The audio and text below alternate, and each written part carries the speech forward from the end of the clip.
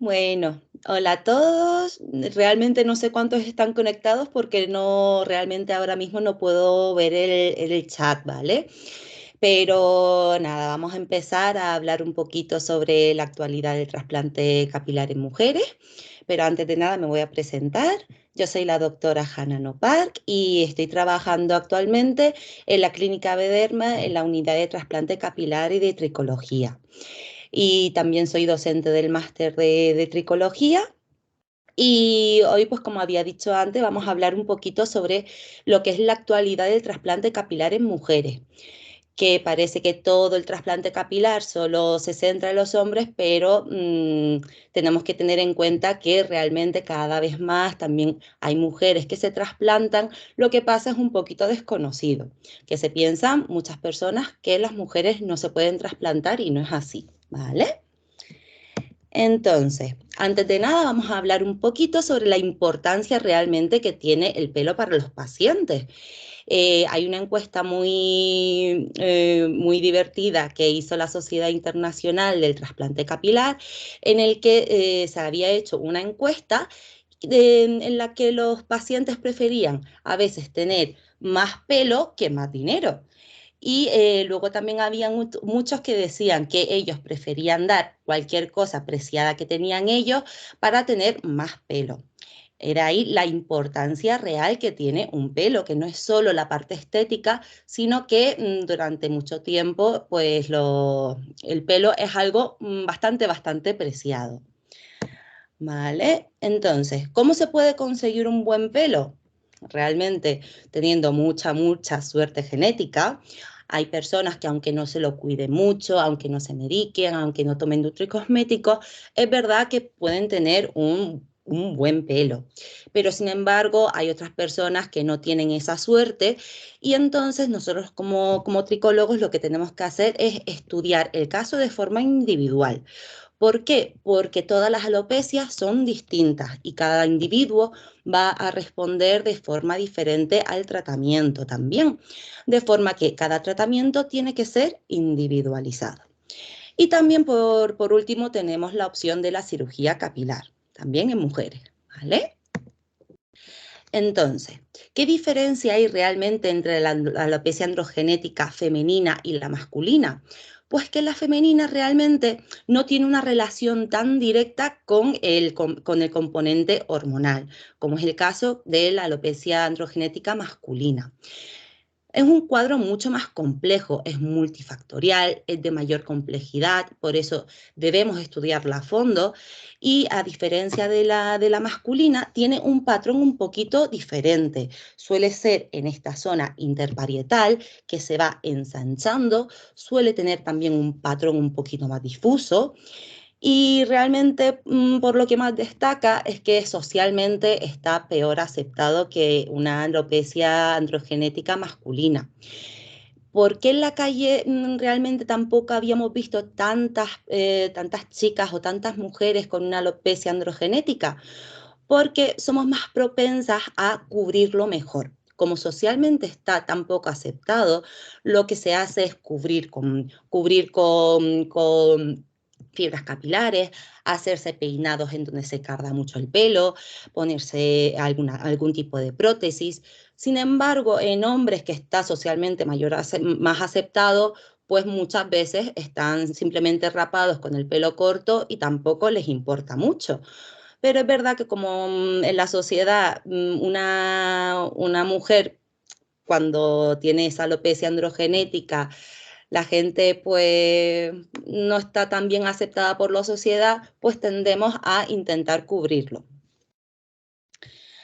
Esto me gusta mostrarlo porque indica un poquito la multifactorialidad que tiene la alopecia androgenética femenina.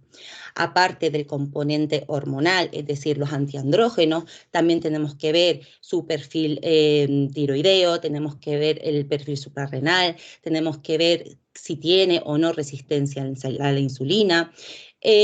Realmente tenemos que estudiarlo muy a fondo. ¿Vale? Aquí vuelvo a repetir un poquito lo mismo. Tenemos que descartar primero otros tipos de patología que pueden estar influyendo también en esa alopecia androgenética femenina. ¿vale? Y nosotros en consulta, ¿cómo observamos esta alopecia androgenética y cómo lo diagnosticamos? Con una microcámara o con un tricoscopio. En este caso, un tricoscopio lo que hace es aumentar mucho, mucho la imagen del cuero cabelludo. Casi el 95% de los pacientes que llegan a nuestras consultas, lo más probable es que tengan una alopecia androgenética. Y tanto en mujeres como en hombres se va a ver así.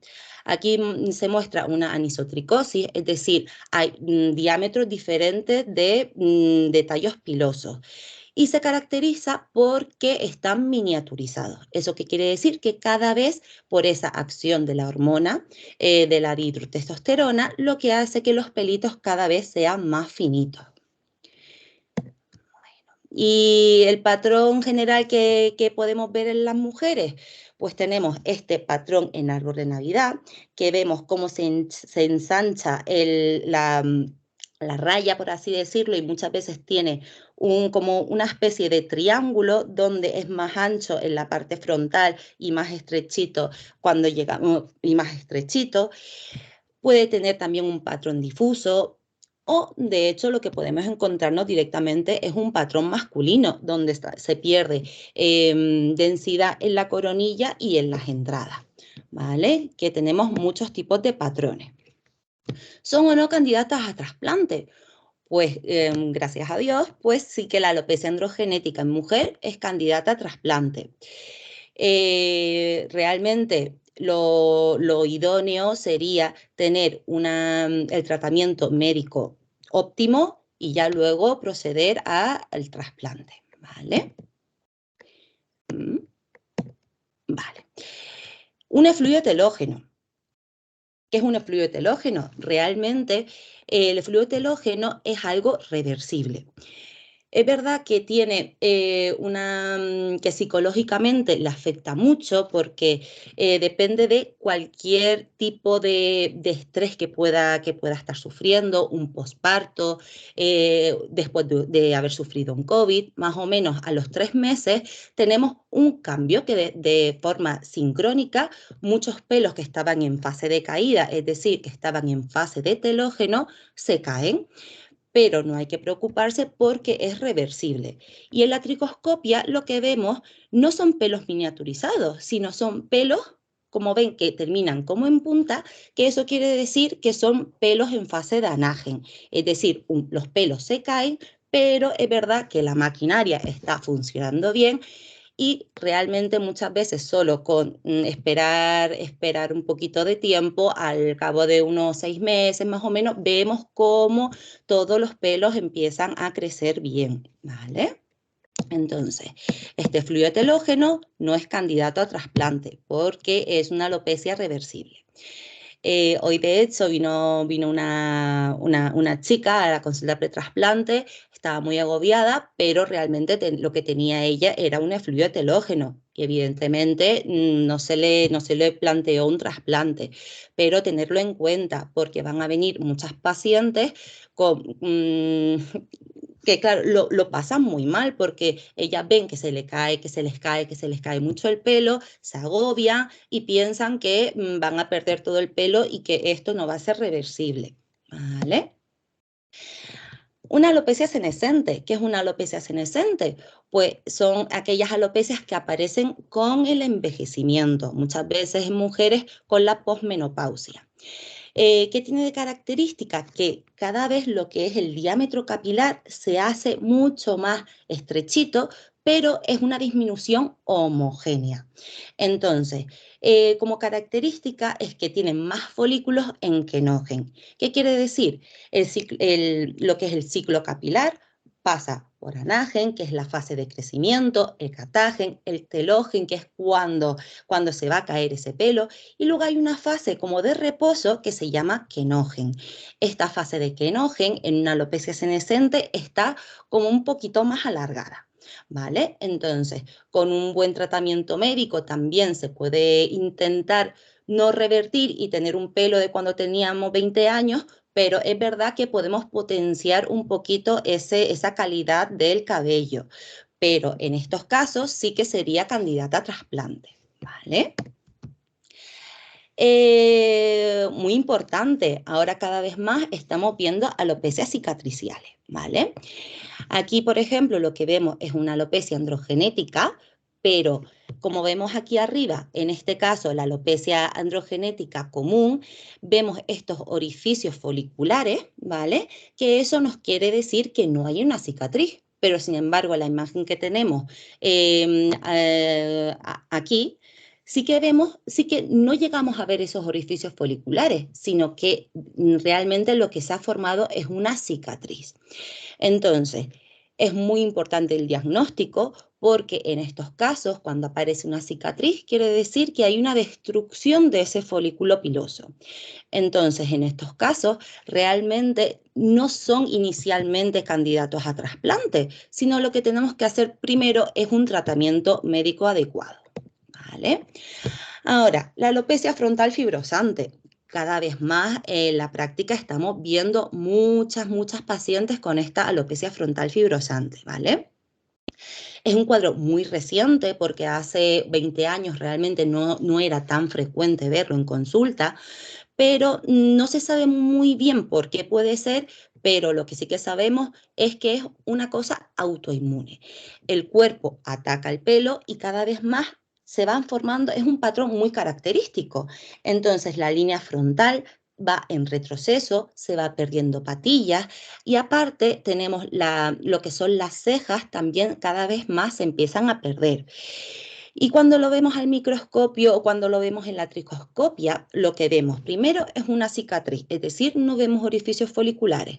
Y aparte es muy característico que vamos a ver inflamación, eritema, y aparte esa inflamación también lo podemos ver como hiperkeratosis perifolicular, es decir, alrededor del tallo vemos un poquito de queratina acumulada, que eso quiere decir que ha habido una inflamación, ¿vale?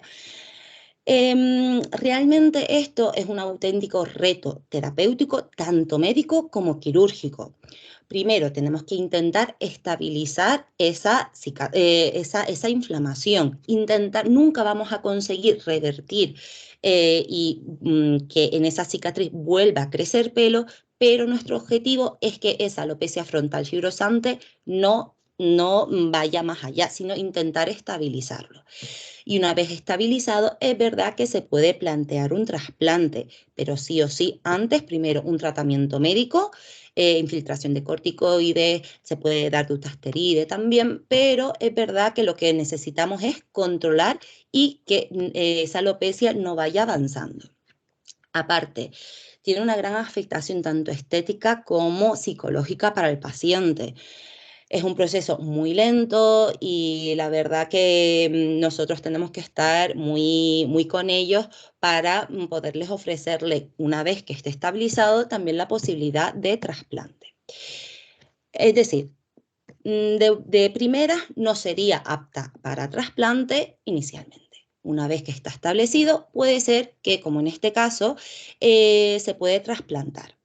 Es verdad que tenemos que avisar a nuestros pacientes que la supervivencia a lo mejor en 5 años se reduce al 50%. Al no dejar de ser una alopecia autoinmune, no sabemos cómo va a reaccionar el cuerpo a ese trasplante, ¿vale? Así que tenemos que tener un cuidado tanto pre como postquirúrgico después de la cirugía. ¿Cómo tenemos que afrontar la alopecia? Por todo lo que habíamos dicho, primero, un diagnóstico correcto, porque no todas las alopecias son candidatas a trasplante. Segundo, tener un tratamiento médico correcto y optimizado. El tener un tratamiento médico optimizado y correcto también nos va a permitir a la hora de hacer el trasplante tener mejor calidad de pelo y también mejorar mucho lo que es el área donante segura. Al final lo que vamos a conseguir es, como hemos mejorado todo el pelo globalmente, vamos también a necesitar menos unidades foliculares para cubrir esa zona de alopecia. ¿Vale? Y entonces, una vez teniendo ese tratamiento médico optimizado, sí que podemos optar a la cirugía. ¿Por qué es tan importante el diagnóstico? Porque, por ejemplo, en este paciente que lo que tenemos es una alopecia areata, Si trasplantamos, aquí el éxito del trasplante no lo vamos a tener, porque las alopecias areatas evidentemente no son candidatas a trasplante, no deja de ser una alopecia autoinmune, ¿vale? Nada, aquí es un poquito que los tratamientos médicos que se usan en la tricología realmente muchos son fuera de ficha técnica, lo único que tenemos en ficha técnica como tal realmente es el minoxidil tópico, pero es verdad que la adherencia al tratamiento es bastante pésima. Más que nada porque lo que es la forma de echárselo al final te ensucia mucho el pelo, tienes que estar más de 4 horas con el producto en el cuero cabelludo. Al final son pacientes que sufren de alopecia, entonces el verse el pelo como sucio, lo único que hace es que la adherencia al tratamiento no sea óptima. Por eso cada vez más estamos utilizando pastillas y tratamientos orales, ¿vale? Aparte de los tratamientos médicos, también podemos usar PRP, es decir, coger de nuestra propia sangre, lo centrifugamos y cogemos la porción rica en plaquetas y lo infiltramos de forma local. También podemos usar mesoterapia. Con la mesoterapia lo que hacemos es podemos inyectar tanto vitaminas como dutasteride, podemos infiltrar corticoides, todo esto de forma local, más o menos a unos 4 milímetros y vamos a infiltrar realmente donde queremos que haga efecto, ¿vale? Muchas veces se hace directamente en la consulta con un poquito de clorexidina, limpiamos la zona a tratar y se hacen inyecciones en el cuero cabelludo. La evolución del tratamiento al final es muy importante porque muchas veces pacientes que se querían trasplantar después de un año con tratamiento médico observan tanta mejoría que realmente deciden no hacerse un trasplante. Por eso es tan importante ese tratamiento médico. Ahora, importante, vamos a hablar de la cirugía o el trasplante capilar. Tiene muchos nombres, se puede llamar microinjerto capilar, trasplante capilar, todo es lo mismo. Entonces, ¿qué es lo que vamos a hacer? Esto es una técnica mínimamente invasiva en donde vamos a conseguir una redistribución de los pelos ya existentes, ¿vale? Nuestro objetivo va a ser redensificar zonas de alopecia y el objetivo, pues conseguir una armonía natural, es decir, que nadie se dé cuenta de que nos hemos realizado un trasplante. ¿Vale? Entonces, aquí la foto que yo muestro es cuando nosotros pensamos en aquellos familiares o aquellos amigos que tengan una alopecia muy avanzada, muchas veces tienen un patrón en común, que es decir, que mantienen todo lo que es la zona de la zona occipital y un poquito también de la zona temporal.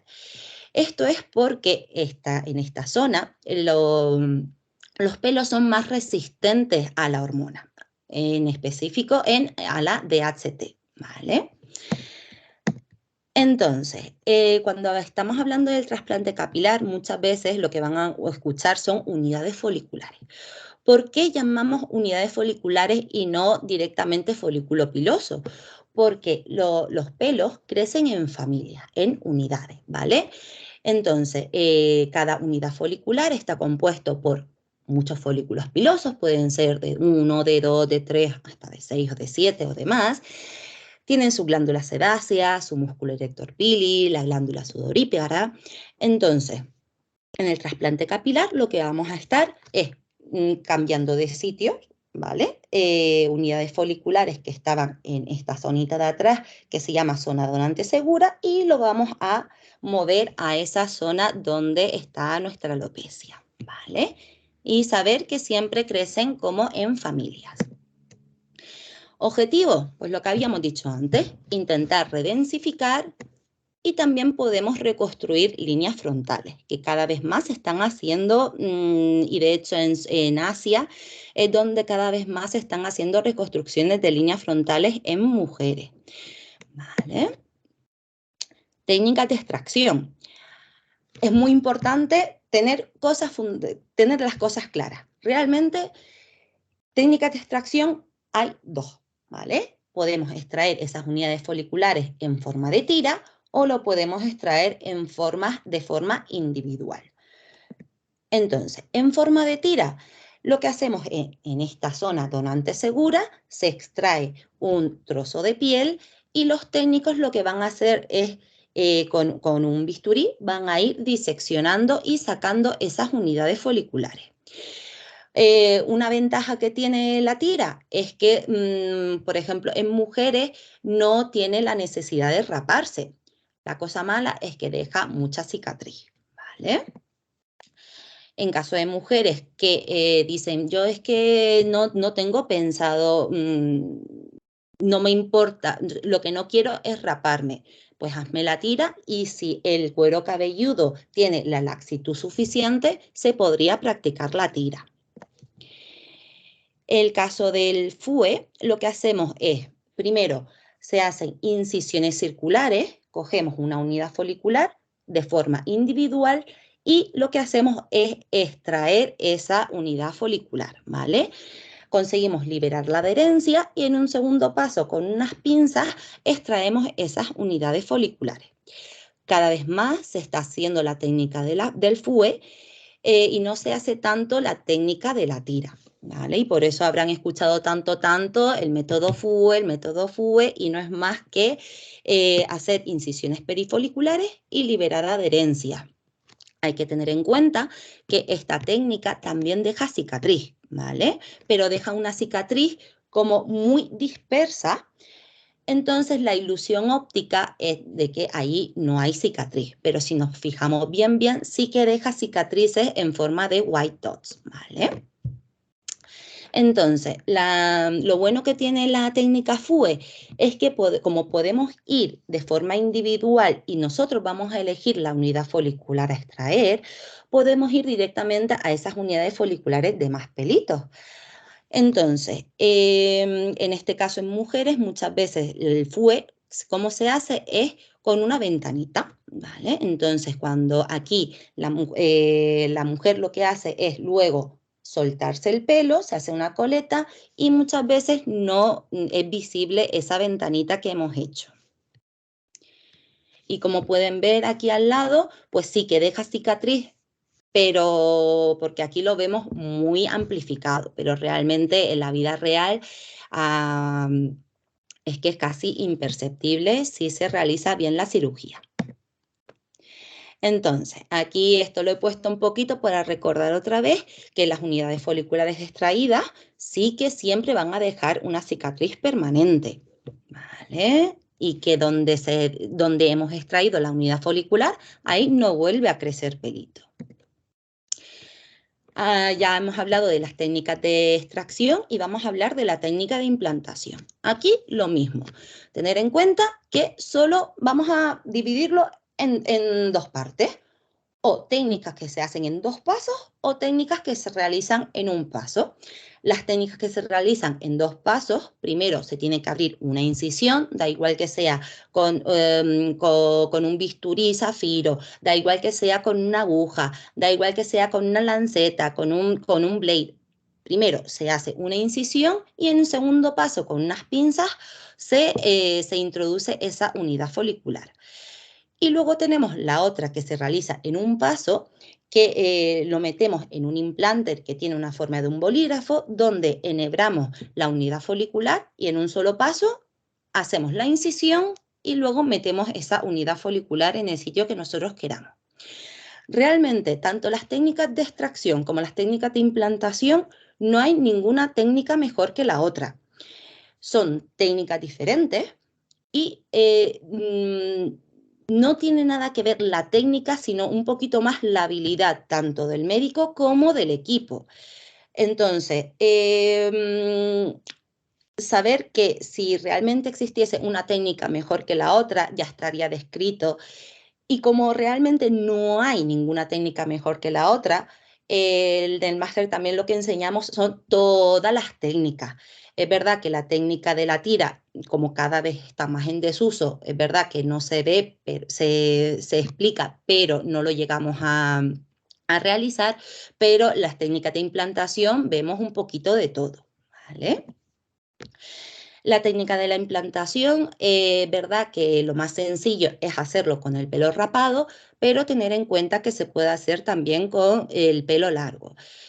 Aquí es verdad que no podemos ir a hacer una mega sesión, a hacer cirugías muy grandes, porque tenemos que ir entre los pelitos. Entonces vamos a tardar mucho más y como las unidades foliculares no dejan de ser microórganos, cuanto más tiempo esté fuera del organismo, menor supervivencia va a tener, ¿vale? Eso es una cosa que hay que tener en cuenta, pero saber que se puede hacer también con el pelo largo.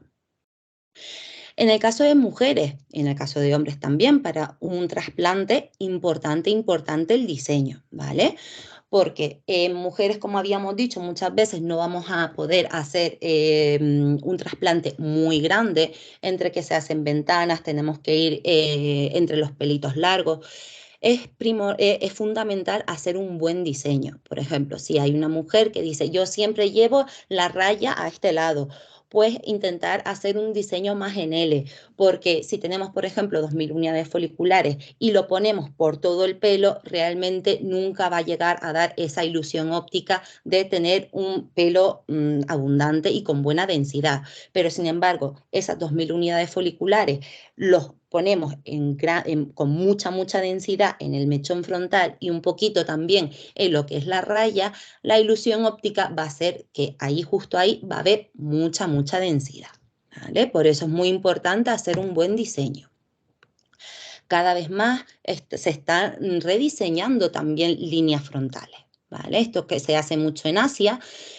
Todavía en la clínica y en España tampoco se están haciendo mucho, pero es una de las cosas que se está haciendo y poco a poco lo vamos a ir viendo más en las clínicas también, ¿vale?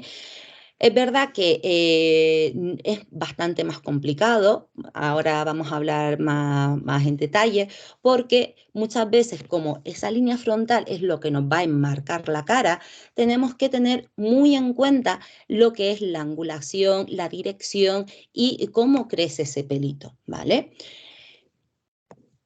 Vale. Entonces, para conseguir estos diseños de primeras líneas, realmente con los micromotores tradicionales que usamos en la actualidad para hacer una técnica FUE, no nos vale.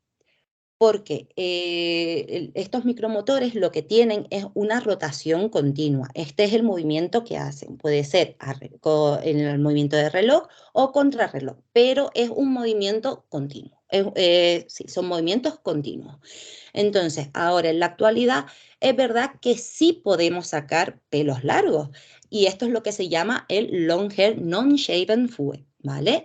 Y aquí muestro un poquito los pioneros en practicar esta técnica, que tenemos el doctor Trivellini, que ha sacado su dispositivo multifásico que se llama Trivellini, el doctor Sanusi Umar, que también tiene su dispositivo que se llama YouGraft, el doctor Cheon Park, que también tiene su dispositivo, que ahora mostraremos, ¿vale? Que vemos aquí. Tenemos el WOW, el Gramax, el Trivellini, el YouGraph.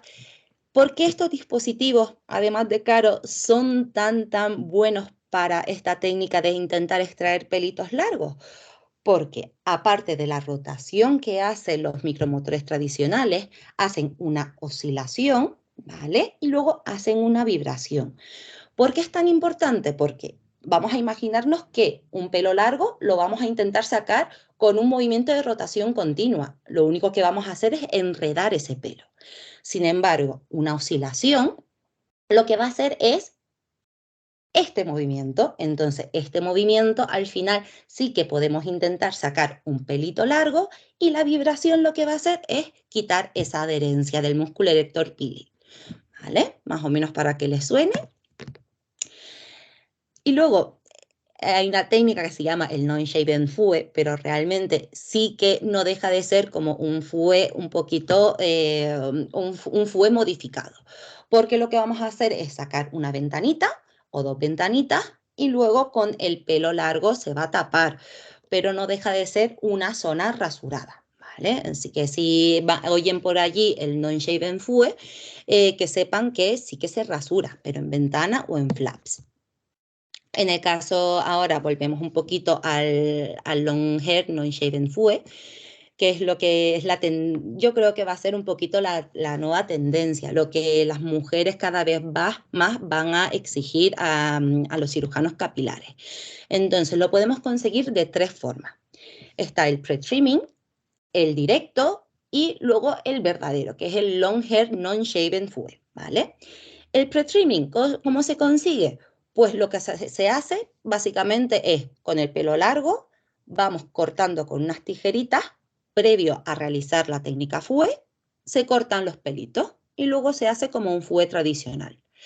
La forma directa es que con el mismo punch, que el mismo micromotor y el mismo punch, se hace la tunelización, pero el punch, al ser muy afilado, lo que consigue es directamente lo que se hace es como doblar ese pelito y al hacer la tunelización vamos directamente a conseguir cortar ese pelito. Como vemos abajo, está el corte directo, el pre-trimming que se corta con tijeritas y luego el long hair non-shaven fue. ¿Vale? ¿Cómo se consigue? Pues con dispositivos multifásicos y aparte con punch especiales. Estos punch especiales pues, pueden ser con ventanitas, puede ser el método Trivellini, que lo que es estos punch no son muy afilados y lo que van a hacer es intentar coger el pelito largo, lo va a meter casi dentro del cuero cabelludo y luego vamos a poder liberar el pelito largo. Esto es del Dr. Park, que lo que ha diseñado es un punch con ventanitas. Entonces, no sé si lo consiguen ver, lo que va a hacer es intentar enhebrar el pelito largo dentro del punch y con ese movimiento de oscilación va a conseguir sacar el pelito largo. Aparte, la oscilación en estos casos es muy buena porque si el punch tiene una ventana, aunque no consigamos enhebrar del todo, aunque lo pongamos encima de esa unidad folicular, al hacer este movimiento de oscilación, llega un momento en el que solo va a enhebrar ese pelito largo. ¿Vale? Bueno, después de hablar un poquito de cómo eran las técnicas, vamos a hablar de las ventajas y las desventajas que tiene la técnica non-shaven fouet, del long hair non-shaven fouet.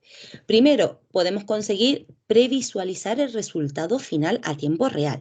¿Esto por qué es tan importante? Porque nuestro objetivo es intentar conseguir la densidad mínima necesaria, ¿vale? Para conseguir una ilusión óptica de que el área tenga buena densidad. Entonces, vamos a intentar conseguir una densidad deseada viéndolo como en directo, porque como vamos a estar implantando pelos largos, podemos ir visualizando cómo va a quedar ese resultado final. Cosa fundamental, podemos previsualizar la curvatura del pelo. Esto es muy importante, no sé si consiguen ver en las dos primeras imágenes, que la dirección del pelo en la primera imagen está de forma errónea. Esto, si implantáramos una unidad folicular con un pelito corto, nunca seríamos capaces de visualizarlo hasta que ese pelo crezca y realmente nos demos cuenta de que esa curvatura está mal puesta, al igual que pasa con las cejas. No sé si consiguen ver que donde he marcado las flechitas, ahí podemos ver que la curvatura del pelo de las cejas está mal puesta, ¿vale? Y aunque veamos pelo, es algo que no se ve natural. Otra de las ventajas es que al final, al no hacer ventanas, no dejamos cicatrices visibles, porque vamos a coger área donante segura muy amplia y vamos a estar extrayendo unidades foliculares de forma sin ningún tipo de patrón. Al final, como no hay necesidad de rasurar el pelo, se va a camuflar muy bien la cirugía y al final lo que va a tener es un aspecto mucho más natural. Y creo que saber de este tipo de nuevas técnicas es imprescindible para darle opciones al paciente, que ellos puedan elegir. Mira, soy una mujer, pero a mí no me importa raparme la cabeza. Pues evidentemente va a ser una técnica mucho más efectiva. Más que nada porque el tiempo de la supervivencia de los pelos va a ser mayor, vamos a tener menos transecciones. Entonces, ahí hay muchas más ventajas. Pero es verdad que tenemos que dar una amplia variedad de opciones al paciente y que ellos puedan elegir. ¿Vale? Aquí vemos un poquito la diferencia entre una zona que se ha rasurado y se ha hecho la extracción en forma de FUE y la otra parte que sí que hemos extraído ya directamente con los pelitos largos. Abajo lo que muestro son los pelitos cortos de una extracción FUE normal y luego en la imagen de la derecha vemos cómo se extraen los pelitos largos y aquí perfectamente podemos ver la curvatura que tiene cada unidad folicular. ¿Desventajas? Pues muchísimas. Primero, no nos podemos meter en megasesiones, por lo que habíamos dicho, porque la supervivencia va a ser bastante menor, al ir nosotros muy lento. Es muy complejo, va a haber muchas transecciones. Ahí es fundamental la habilidad tanto del médico como del equipo para trabajar bien y rápido. La curva de aprendizaje, si ya la curva de aprendizaje en un FUE normal es lenta, la curva de aprendizaje en un long hair non-shaven FUE es mucho más, es mucho mayor, esa curva de aprendizaje. Al final, como necesitamos dispositivos especiales, necesitamos punch especiales, el coste pues, va a ser mucho mayor. Y cosa fundamental, que la tracción después de habernos hecho ese microinjerto capilar, al tener pelos largos tenemos posibilidad de traccionar el pelo al peinarnos, por ejemplo, y de llevarnos la unidad folicular. ¿Vale? Esto lo había puesto una compañera, también docente, y es algo muy importante porque es verdad que nosotros en redes sociales muchas veces directamente vemos el antes y el después y pensamos que esto va a ser como, nada, hoy me opero y mañana tengo melena. Hay que explicarle muy bien al paciente que esto es de forma progresiva, que lo más probable es que al mes se pierda todas las unidades foliculares trasplantadas, que esto no es bastante irregular y es más o menos al cabo de 12 meses cuando vamos a ver el resultado final, ¿vale? Importante también avisar que podemos tener un efluvio telógeno post cirugía, tanto de la zona donante como de la zona receptora, porque nuestro organismo no deja de percibirlo como un estrés, ¿vale? Entonces, importante el seguir un tratamiento correcto y un seguimiento correcto después de la cirugía, también fundamental. Y yo creo que más o menos he terminado la presentación. Ahora sí, si quieren me salgo de la presentación y si quieren ahora pueden hacer preguntas, ¿vale? Voy a dejar de compartir. A ver, en el chat. No sé si se me siguen viendo. Hola, veo que hay 15 personas conectadas. Si tienen dudas o cualquier cosa, me pueden escribir. Voy a preguntar a ver si hay alguna dudilla. A ver, voy a escribir un hola. No sé si consiguen leerme. A ver, también es verdad que es una clase un poquito avanzada, ¿vale? Que no sé si muchos se están dedicando ya a la cirugía capilar o son alumnos del máster. Bueno, pues si no hay ninguna pregunta, yo creo que ya... Hola, nos esperamos un poquito más. Bueno, si quieren preguntar cosas del máster y se quieren apuntar al máster de cirugía capilar, Hay una pregunta. Sara pregunta si hay prácticas en el máster. Bueno, espera, porque yo no consigo ver las preguntas. Bueno, por favor, si me lo puedes ir escribiendo, yo las contesto. Si hay prácticas en el máster, de hecho, en el máster lo que hacemos es de forma progresiva intentar que los alumnos pierdan un poquito ese miedo a la práctica final que va a ser con paciente real. Entonces, primero lo que hacemos es practicamos con naranjas, con limones, luego practicamos con patitas de cerdo, luego pasamos al cadáver, que es verdad que ahí podemos ver mejor las unidades foliculares, y ya en la última práctica sí que lo hacemos con paciente real. ¿Vale? ¿Alguna preguntita más?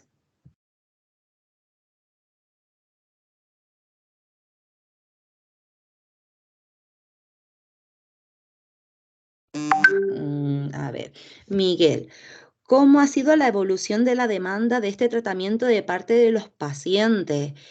La demanda de este tratamiento, ¿a qué te refieres? ¿A la cirugía capilar o al long hair? Porque con tratamiento no sé si te refieres al tratamiento médico, a todo lo que es los tratamientos en tricología, porque es verdad que cada vez más los pacientes primero, por ejemplo, cuando acuden a nosotros, decían, es que yo he sufrido siempre de alopecia androgenética, pero es que yo no sabía que existía una rama de la medicina que se dedicara al pelo. Y es verdad que nosotros ahora tenemos una gran disponemos de muchos medios para poder ayudar. Es verdad que casi todo está fuera de ficha técnica, pero cada vez más hay más estudios, cada vez más sabemos cómo funciona cada medicamento y podemos ofrecerle una gran variedad de posibles tratamientos a nuestros pacientes en general. En general, realmente, yo lo digo siempre, hay calvos para todos. O sea, realmente vienen tanto las personas que están preocupadas por un efluido telógeno que se hacen un PRP, como aquellos pacientes que realmente tienen una patología. Y creo que en este máster es fundamental, primero, saber diagnosticar los tipos de alopecia.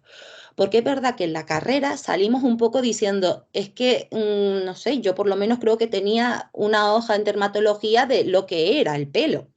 ¿Vale? Entonces, en este máster es verdad que no nos enfocamos tanto en la parte médica como en la parte quirúrgica, porque el éxito de un buen trasplante o sea, realmente empieza con un buen diagnóstico de la alopecia. Entonces, si nosotros directamente trasplantamos una alopecia frontal fibrosante sin que esté la alopecia controlada, va a ser directamente un fracaso. ¿Vale? Por eso es tan importante y damos tanta importancia también a la parte médica. ¿Vale? Y ahí explicamos todos los tipos de tratamientos que se pueden hacer, que si mesoterapia, y se pueden hacer muchas cosas. Vale, Camila, en pacientes que no toleran la terapia oral, la mesoterapia puede ser igual de efectiva. A ver, lo más efectivo de todo muchas veces es tratamiento oral y tratamiento pinchadito a la vez. Es verdad que dependiendo de cada persona y dependiendo de la gravedad, también se puede hacer de forma de mesoterapia. Está descrito solo en lo que son los estudios, no está tan claro lo que son los efectos de la mesoterapia. Todo está basado más bien en la parte del tratamiento oral, pero en la clínica vemos mucha mejoría, ¿vale? Pero también es verdad que tenemos un poquito que ver, porque, vale, no me puedo tomar minoxidil, me lo quiero poner pinchadito, pero tenemos que ver también la vida media que tiene cada fármaco. Y la vida media de un fármaco, por ejemplo, el minoxidil en mesoterapia es de una semana. Y decirle a un paciente que venga todas las semanas a consulta a pincharse minoxidil, te puedo asegurar que no les va a gustar mucho. ¿Vale? Laura, ¿cuándo comienza la siguiente edición? La siguiente edición, a ver, dame un segundín que te contesto. La siguiente edición empieza el 28 de noviembre. ¿vale? De todas formas, todas estas cosas, si tienen cualquier duda, contacten con a mí y administración les va a decir todo, tanto del coste, de cómo cuando empieza y todo. ¿Vale? A ver, más cositas. Miguel, ¿qué tiempo suele requerir un paciente promedio para resolver su consulta o patología? Vale, yo creo que a esto te refieres en cuanto empiezan a haber resultados, supongo. ¿Cuántas sesiones o consultas suelen ser? ¿Son pacientes crónicos o que vuelven a la consulta cada cierto tiempo? Mm, a ver, la patología en sí tenemos que tener en cuenta que el pelo nos va a crecer más o menos 1 centímetro cada mes, ¿vale? Y ya si tenemos una patología de base como si fuese una alopecia androgenética, donde la fase anagen está también bastante reducida, es decir, la fase de crecimiento está reducida. Entonces ahí también el crecimiento va a ser menor. Entonces, siempre decirle a los pacientes que todo tratamiento médico, todo tratamiento tanto médico oral como en mesoterapia, mínimo para ver efectos necesitamos de 6 meses a 1 año, ¿vale? Entonces son tratamientos que requieren mucha paciencia, tanto por parte del médico como por parte del paciente.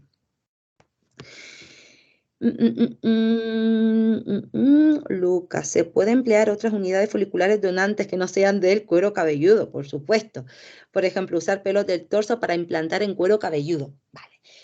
Importante, se puede hacer, pero tenemos que tener en cuenta qué tipo de vellos estamos hablando. Porque nosotros tenemos pelos que son terminales, como por ejemplo los pelos de la cabeza, los de la barba, los de las axilas, es decir, todas las zonas donde están de la zona sexual, que son pelos terminales, que son más gruesos, pero sin embargo, como dices tú aquí, la del torso son pelos vellosos, es decir, tienen una fase de anagen más corta y no tienen médula.